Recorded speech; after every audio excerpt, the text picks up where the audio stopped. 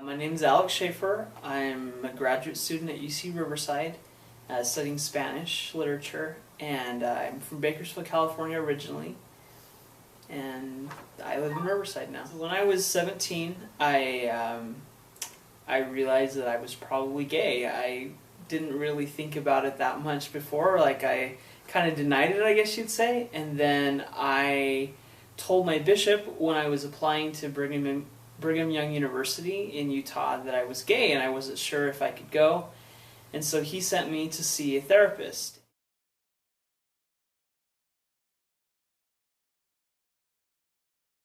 And we had an interview and he told me that I was probably gay because of my relationship with my dad and that he thought he could help me fix that.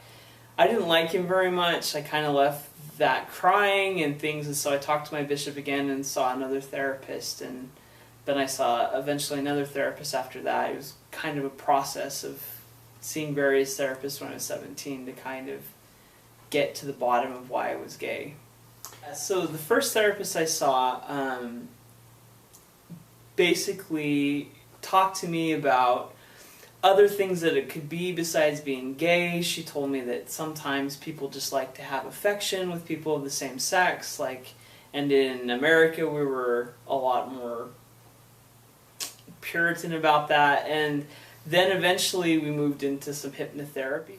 I don't know if she believed or I believed, it's kind of confusing, that I was sexually abused and that might have caused my homosexuality. I never was, but we did hypnotherapy sessions to try and remember that, to bring up repressed memories and things like that. The second therapist I saw, my dad gave me a book by Nicolosi, who was a leading pioneer, I guess you'd say, in reparative therapy, and had me read that, and it suggested meeting with a male therapist so that you could overcome problems with attachment with your father, and then that could help you. So I met with him, and in that we just kind of talked. He gave me articles to read about Freudian dynamics and a triangular relationship, and to try and get to the root causes of why I was gay.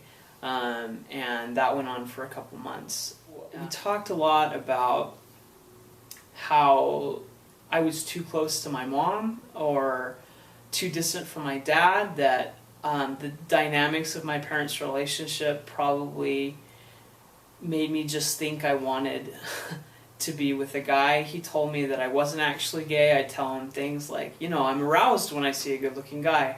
Well, that doesn't mean you're gay. So it was almost like a denial of sexual orientation anyway, and just something that's part of me. And so that was all part of it, to try and convince me that I wasn't actually gay. It hurt my relationship with my parents. I started blaming them for the fact that I was gay. They started blaming themselves for the fact that I was gay, and it was really hard for us. And I don't know that we've ever really recovered from that. I did get married to a girl. I was married for 3 years. When I did that, I thought I was doing the right thing. I thought, this is what God wants me to do. This is what, I've been through all this therapy. I've been through all this, personal effort to try and become someone who can be married, I don't know if straight's the right word, but someone not gay, if that makes sense. It just became impossible to sustain a relationship. I realized I'm gay. I can't be the person that she needs me to be.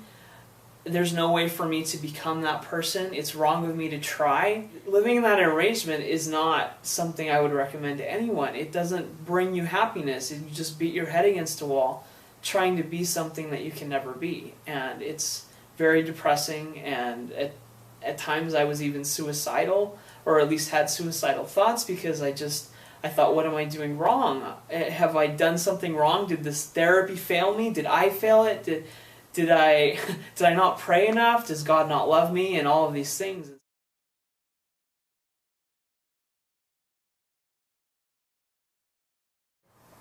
To the therapists who believe they can make people straight, I tell them that they're deceived. They're hurting people. They're not following scientific evidence.